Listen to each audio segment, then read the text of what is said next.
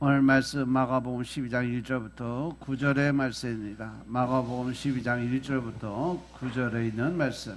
예수께서 비유로 저희에게 말씀하시되 한 사람이 포도원을 만들고 사늘로 두르고 집자는 구유자리를 파고 망대를 짓고 농부들에게 새로 주고 타국에 갔더니 때가 이름에 농부들에게 포도원 소출 얼마를 받으려고 한 종을 보내니 저희가 종을 잡아 심히 때리고 거저 보내었거늘 다시 다른 종을 보내니 그의 머리에 상처를 내고 능욕하였거늘 또 다른 종을 보내니 저희가 그를 죽이고 또 그 외 많은 종들도 혹은 때리고 혹은 죽인지라.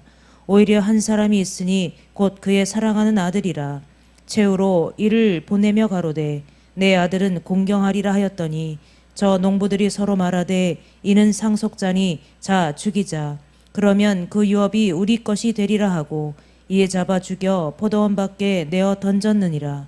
포도원 주인이 어떻게 하겠느뇨? 와서 그 농부들을 진멸하고 포도원을 다른 사람들에게 주리라. 아멘. 할렐루야. 할렐루야. 우리 하나님 참 좋으신 하나님이십니다. 예수가 하나님의 은혜와 평강 여러분들과 여러분의 가정과 직장과 사업장 그리고 여러분들 자녀들까지 하나님의 은혜가 흐르고 넘치도록 채워주길 주로 축원합니다.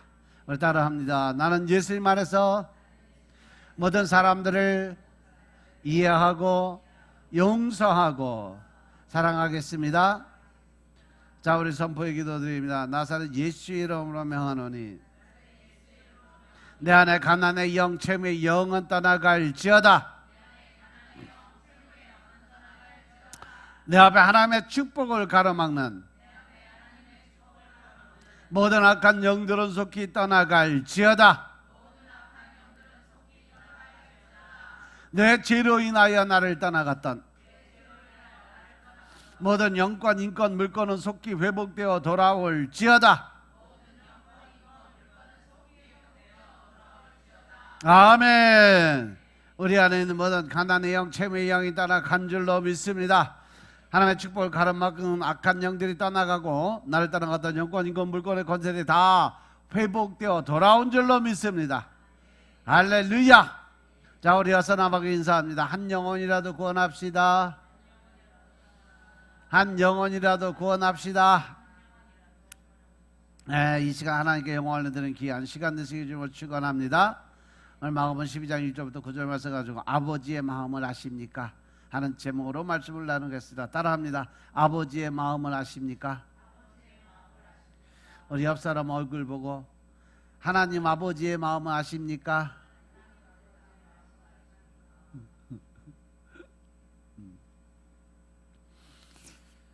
마태복음 21장 28절부터 31절의 말씀을 보시면 두 사람의 아들이 등장하는 부분이 나와요.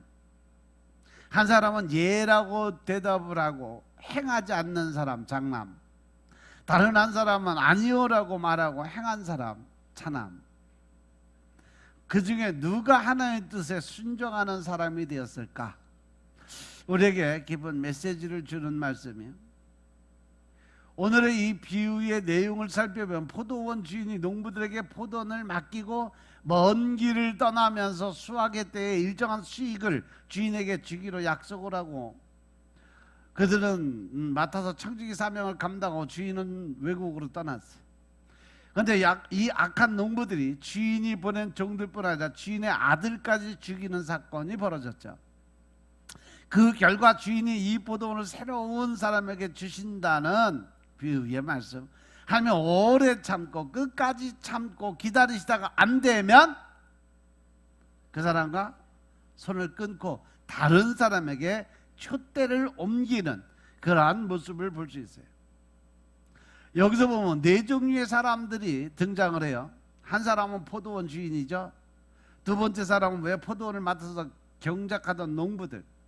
세 번째 사람은 뭐예요? 소득을 얻으려고 포도원에 갔던 종들. 그리고 마지막 사람은 바로 그 주인의 아들. 사실 이 비유는 당시 상황을 잘 설명하고 있는 비유의 말씀이에요. 당시에는 큰 토지를 소유한 그 지주와 그 지주가 타국에 가고 없을 때 소작인으로서 그 토지를 경작하면서 그 포도원을 맡아서 일을 하지만 그 터주의 소유권을 인정하지 못하게 된 농부 사이에 가졌던 불가피한 긴장을 말해주고 있는 1세기 당시의 유대 나라 갈릴리의 사회적 배경을 반영하는 그러한 비유의 말씀이에요. 즉 엉망진창이 되었던 이스라엘 백성들의 모습이죠. 이 비유는 판단의 비유로서 일반 율에 해당이 되죠. 다시 말해서 청중들이 듣고 스스로 판단을 내리도록 요구하는 실제적인 삶의 정황에 대한 적극적인 제시의 모습이에요. 그러면 오늘 말씀 속에서 예수님 우리에게 무슨 말씀을 하고 싶어서 이 말씀을 기록해 놓으셨을까? 한번 돌아볼 필요가 있다는 얘기죠. 왜 마지막 한 주간의 삶 속에서 얼마든지 좋은 이야기들을 해줄 수 있었을 텐데 십자가 지시기 전에 왜 이런 말씀을 그 이스라엘 백성들에게 해주셨을까? 오늘 이 모습 속에서 우리가 알아야 될 우리의 본성, 그리고 하나님의 본성을 함께 생각하면서 깨닫게 되기를 주의 이름으로 축원합니다. 제일 먼저 사람의 본성은요, 죄의 본성을 누구나 가지고 있다는 사실이죠. 오늘 본문이 우리에게 말하고 싶은 것은 바로 사람들은 죄의 본성을 가지고 있다는 사실이에요. 1절의 말씀을 보면 산우리라는 것은 생나무로 만든 울타리죠. 집 짜는 구유자리는요, 포도즙을 짜는 큰 통을 둘 자리를 가리키죠. 그리고 포도원 주인은 하나님을, 포도원은 이스라엘 백성들, 농부들은 유대의 누구예요? 지도자들, 제사장들이죠. 그때가 이르자 주인은 농부들에게 포도원 소출에 얼마를 받으려고 한 종을 보냈어요. 포도원 소출은 성도들의 선행의 열매예요. 그래서 주인이 보낸 종은 선지자들을 가리키는 거죠. 하나님께서 이스라엘 백성에게 선한 삶을 요구하셔서 그는 자기 백성들에게 선한 행위를 보기 원하셨어요. 하지만 그들은 주인이 보낸 종을 잡아서 심히 때리고 거저 보냈어요.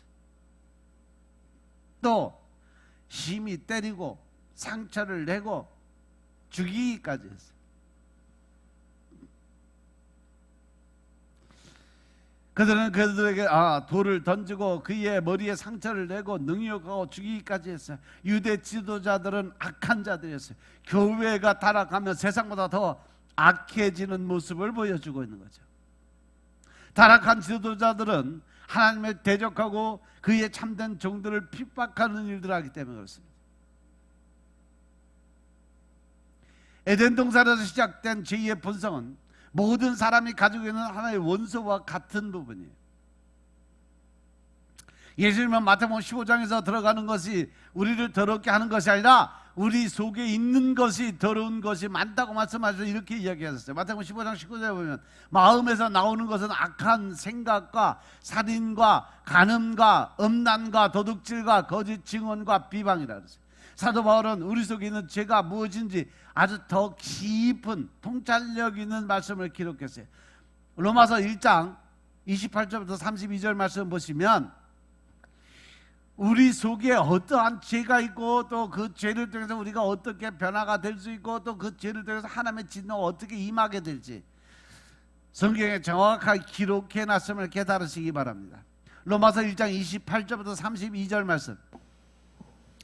또한 저희가 마음에 하나님 두기를 싫어하매 하나님께서 저희를 그 상실한 마음대로 내어 버려 두사 합당치 못한 일을 하게 하셨으니 곧 모든 불의, 추악, 탐욕, 악이 가득한 자요, 시기, 살인, 분쟁, 사기, 악독이 가득한 자요, 수근수근하는 자요, 비방하는 자요, 하나님의 미워하시는 자요, 능욕하는 자요, 교만한 자요, 자랑하는 자요, 악을 도모하는 자요, 부모를 거역하는 자요, 우매한 자요, 배역하는 자요, 무정한 자요, 무자비한 자라.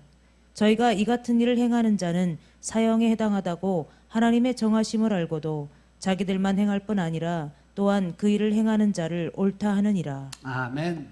할렐루야. 세상의 마지막 때가 되면 제일 먼저 사람들이 하는 일이 뭐냐 하면 그 마음속에서 하나님을 지워버리는 거예요. 하나님 말씀대로 살기 위해 노력하는 것이 아니라 하나님 말씀을 어긋나게 살아가는 것이 그들이 택한 방법이라는 거죠. 그래서 우리가 알아야 될 것이 한 가지 있어요. 사람을 대할 때 어떻게 대해야 되는 것인가? 그 사람을 믿을 것인가? 아니면 믿어줘야 될까? 성경이 우리에게 말씀하시는 것은 사람을 믿는 것이 아니라 사람은 어떻게 하라고 그랬어? 사랑의 대상이지 믿음의 대상은 아니다. 그래서 우리가 사람을 사랑할 수 있는 마음은 같지만 믿음의 대상은 아니라는 것이에요. 사람에게 기대하는 것이 아니라 그냥 같이 하고 우리의 기대해야 할 분은 바로 오직 하나님 한 분이심을 믿으시기 바랍니다. 누가 우리를 힘들게 해도 아프게 해도 우리가 알아야 될 것은 그것은 누구나 다 그런 것이라는 거예요.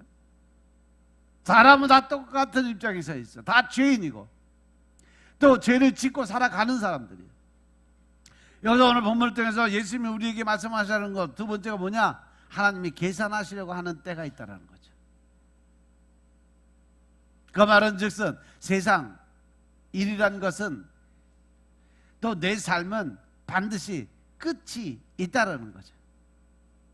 이 세상이 뭐 오래 끝날지 혹은 뭐 끝나지 않을지 모르지만 한 가지 분명한 것은 우리 삶에 반드시 끝은 있다는 거죠. 이 땅에 태어난 사람은 한 번은 반드시 죽는다. 히브리서 9장 27절 말씀. 그래서 마지막 때에 그가 뭘 받는다? 심판을 받게 돼 있다.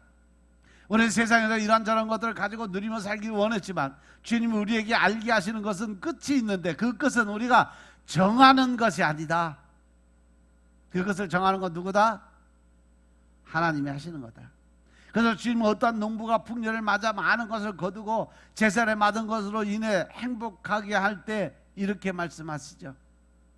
누가복음 12장 20절 말씀처럼 하나님은 이야기합니다. 어리석은 자여 오늘 밤 내 영혼 도로 찾으리니 그러면 내 준비한 것들이 누구의 것이 되겠느냐라고 질문을 하셨어요. 이 말씀은 무슨 말씀이에요? 우리 인생은 언제든지 끝이 있다는 말씀이에요. 그래서 내가 무엇을 소중하게 여겨야 하는지를 알아야 된다는 거죠.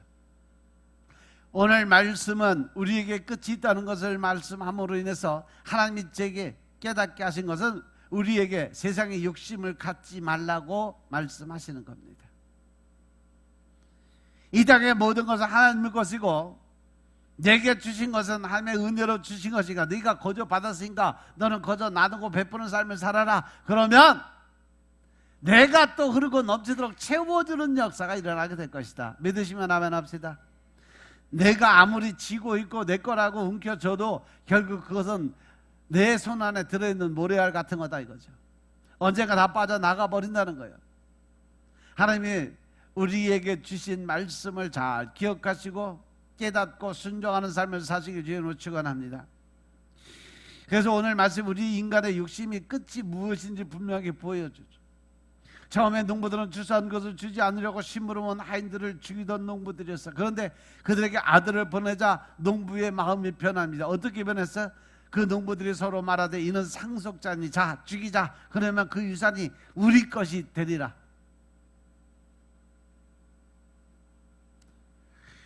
욕심이 죄를 낳고 죄가 장성하면 뭐가 된다? 사망이 된다.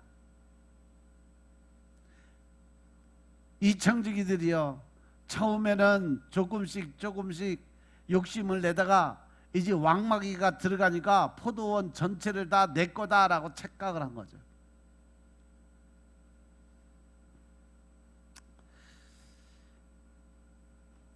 결국은 주인의 아들까지 죽여버리라는 그러한 마음을 먹게 돼요. 이제는 수확뿐 아니라 아예 포도원을 갖겠다는 마음을 가진 거죠. 그 결과 어떻게 돼서 여기서 예수님은 사람들에게 질문을 합니다. 그리고 사람들은 뭐라고 대답을 하죠? 마태복음 21장 41절 보시면 그들이 말하되 그 악한 자들을 진멸하고 포도원은 제때의 열매를 바칠 만한 다른 농부들에게 새로 줄지니이다. 할렐루야. 반드시 우리 삶에는 끝이 있어요. 죄를 지은 자에게는 진멸하는 때가 있음을 깨달으시기 바랍니다. 근데 여기서 저는 단순히 우리가 죄의 본성을 가지고 있고, 그래서 우리가 죄인이고 죄를 짓고 그렇게 살고 인생이 끝이 있고 죄를 지었기 때문에 벌을 받고 하는 말씀을 드린 것이 아니에요. 이러한 속에서도 하나님의 마음을 깨닫고 하나님의 마음 안에 들어갈 수 있는 여러분들의 삶이 되시길 주님으로 축원합니다. 마지막으로 우리가 하나님은 우리가 돌이키길 원하신다는 거죠. 오늘 본문에서 다시 돌아가서 보면 먼저 주인은 때가 되었을 때에 한 종을 보내죠. 그리고 농부들은 그 종을 때려서 보냅니다. 마가복음 12장 2절에서 때가 이르면 농부들과 포도원 소출을 얼마를 받으려고 한 종을 보내니, 그리고 그 종이 돌아왔을 때 주인은 어떻게 합니까? 4절에 보니까 다시 다른 종을 보내니 그의 머리에 상처를 내고 능욕하거늘.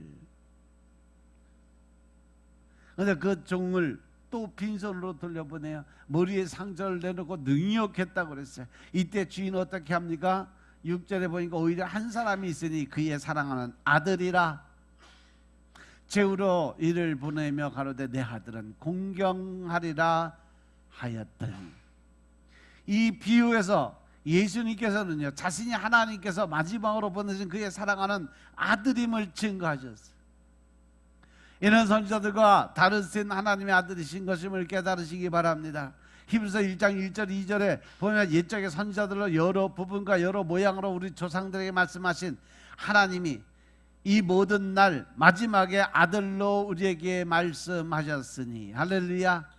이 아들을 만유의 후사로 세우시고 또 저로 말미암아 모든 세계를 지으셨느니라 라고 말씀하셨어요.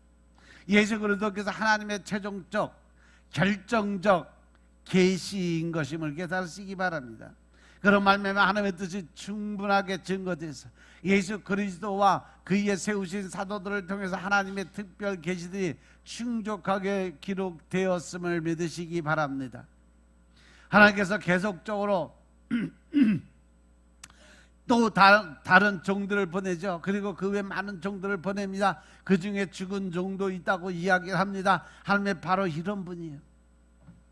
하나님은 끊임없이 우리에게 뭘 주기 위해서 노력하시는 거예요? 기회를 주는 거예요. 무슨 기회? 회개하고 돌아올 기회.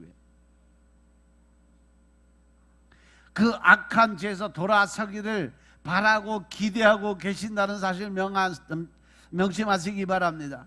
우리가 잘못했음에도 불구하고 나한테 아무런 일이 일어나지 않았다고 해서 하나님이 그냥 넘어가고 간과하신다는 게 아니에요. 다 기록해 놓으시고 끝까지 참으시고 또 바라보시고 그러면서 끝까지 우리가 회개하고 돌아오기를 기다리시는 하나님이에요. 마지막 때가 이미 다가왔음에도 불구하고 하나님이 예수님이 이 땅에 오지 않는 이유는 아직까지도 변화되고 하나님의 이 자리에 천상의 그 자리에 차고 넘칠 수 있는 인원이 아직 부족하기 때문에 그래요.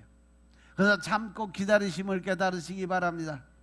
그 농부들을 보니까 참으로 배은망덕한 사람들이었어요. 이 비유는 예수님 자신의 죽음을 예언한 거예요. 예수님께서는 유대 지도자들의 손에 죽임을 당하실 것을 암시적으로 지금 말씀하고 계심을 깨달으시기 바랍니다. 그 유대인들의 행위는 인간의 무지와 배은망덕의 극치고 종교적 부패, 교회의 부패의 극치의 모습을 보여주고 있음을 깨달으시기 바랍니다. 그래서 결국 포도원 주인은 어떻게 해요? 그는 와서 그 농부들을 진멸한다라고 설명해놨어요. 그리고 그 포도원을 다른 사람에게 줘버린다.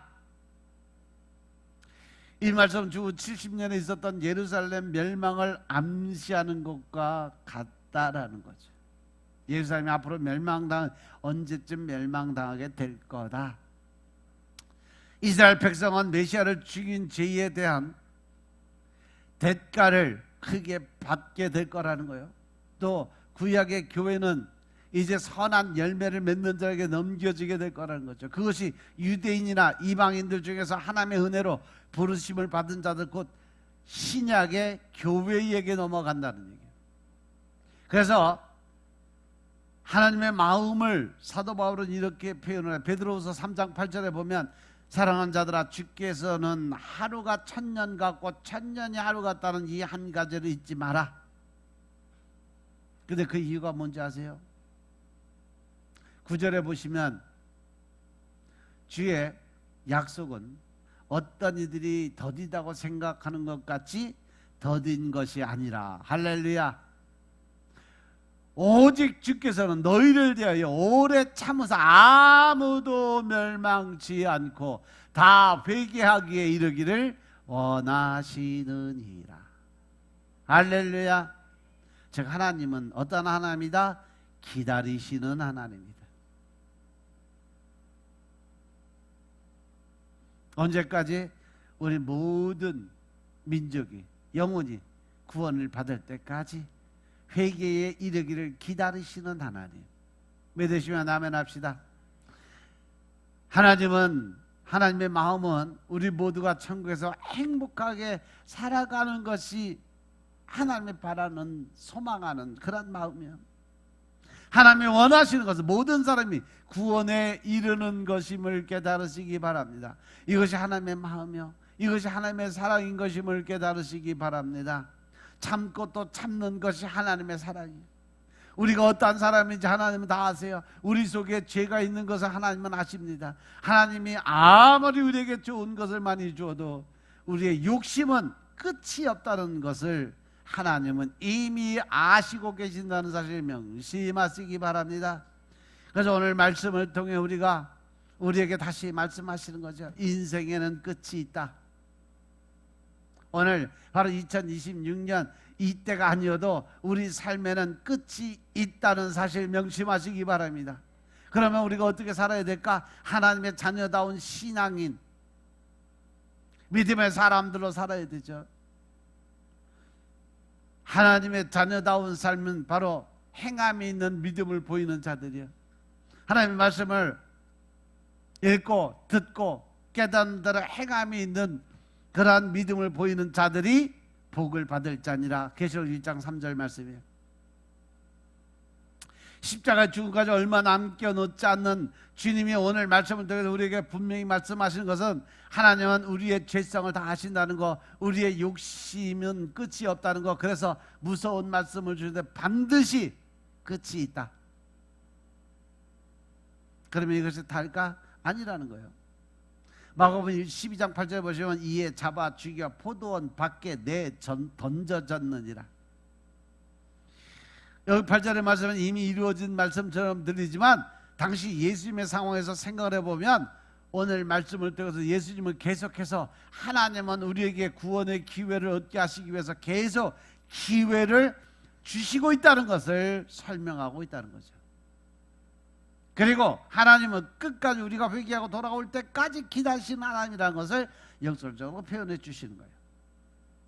우리 속을 잘 아시는 하나님, 심판이 있다고 우리에게 두려움을 주시는 하나님, 그분이 우리에게 원하는 것이 뭘까? 오래 참고 기다리시면서 우리에게 바라는 것이 무엇일까? 십자가의 죽음 앞으로 나아가면서 우리에게 왜 이런 말씀을 하고 계시고 싶으셨을까? 이것이 바로 예수님께서 우리에게 주시고자 하는 메시지, 예수님을 죽기까지 하시면서 우리 모두 천국에서 만나고자 하는 것이 하나님의, 예수님의 뜻이 아니었을까? 이것이 바로 믿음이란 겁니다. 우리 가족은 꼭 천국에서 함께 만나는 아름다운 축복의 성도들이 되시길 주 이름으로 축원합니다. 최소한 대전 세임교회 성도들은요, 다 천국에서 만나보자 찬양 드리며 하늘나라 올라갈 수 있는 여러분들의 삶이 되시길 주님으로 축원합니다. 하나님이 원하시고 계획하시고 뜻하신 그 삶은 우리가 상상하지도 못하는 곳에서, 상상하지도 느껴보지도 못한 그곳으로 인도하고 계심을 믿으시기 바랍니다. 그뿐 아니라 하나님의 사랑을 생각하고 하나님을 믿고 살아가는 여러분들 삶을 통해서 하나님 오늘 영광 받으시고, 또한 여러분들이 하나님의 인정받아 살아갈 수 있는 믿음의 삶을 사시길 주님으로 축원드립니다. 기도드리겠습니다.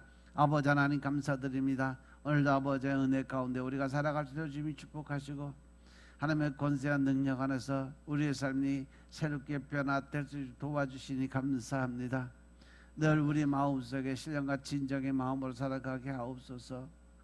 이제 더 큰 하나님의 사랑을 나누고 베풀 수 있는 자리에 설 수 있도록 주님이 축복하시고, 이제는 하나님의 의와 뜻을 세워가며 나는 죽고 내 안에 계신 예수님의 삶을 살 수 있도록 주님이 축복하옵소서. 성령 하나님의 크신 능력의 삶으로 우리가 변화되는 삶을 살게 하옵소서. 모든 말씀 우리 주 예수 그리스도의 이름으로 감사드리며 기도드려 싸움나이다. 아멘.